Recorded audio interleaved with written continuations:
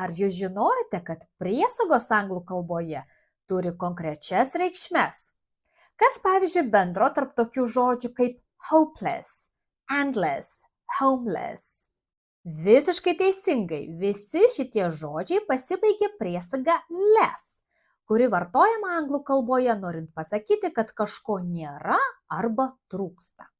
Mes pridedame less prie daiktavardžių, kai sudarome būdvardžius nusakančius trūkstamą savybę. Artimiausias lietuviškas atitikmuo būtų priešdėlis be. Palyginkite.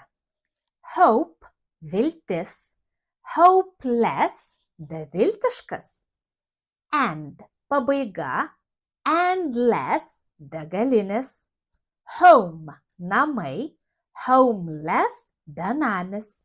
Examples. A hopeless situation, an endless street, homeless people.